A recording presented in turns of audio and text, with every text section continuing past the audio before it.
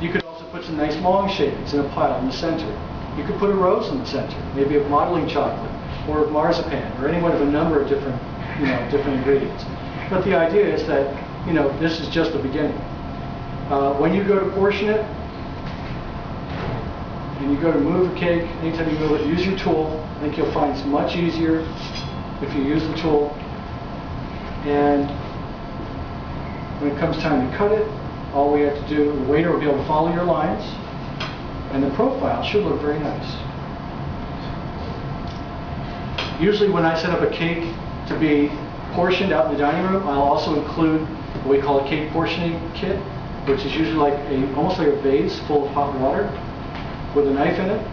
That way they'll have hot water, and I usually give them a nice clean towel to work with, or a napkin that's been cleaned, so that they can then wipe off their warm knife and do a nice clean cut through the cake with a warm knife. That's just nice courtesy for the waiter. That way they don't have to worry about finding all that stuff themselves. But if I do that, it makes the waiter's job so much easier. And of course, well, you can see where the hole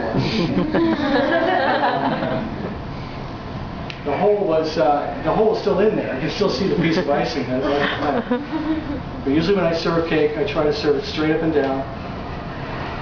And I don't know if you can detect that in the light, but that is quite well soaked. You can probably see that it's no longer just light and air filled. It's sort of getting a little translucent because there's so much moisture in there. When you look inside the cake, you can probably also see how it's been soaking down inside there. Yeah, inside there's that piece of icing from that hole.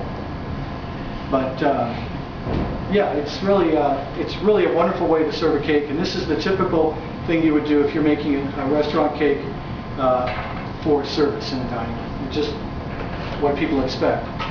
What can you charge for a cake like this?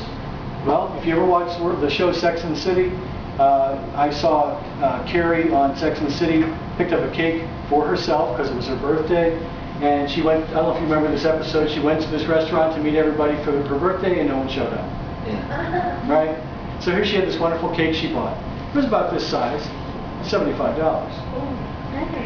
Yeah, so it just gives you an idea what they charge in New York City. In Manhattan, that's typical for an 8-inch cake, maybe a 10-inch in some bakeries. But that's, a nice flat icing cake, really basic buttercream cake, nothing special. So this should be a fun day. I know you're going to have questions, but the things you're going to need, of course, you need your serrated knife, you need your offset and your straight spatula, you need to have a turntable, which you'll find back in the cage. If your turntable doesn't turn very well, let me know. We can get some mineral oil, because the mineral oil will help it turn better. Down here, we'll just put a little bit of mineral oil, and that'll take care of the turning problem.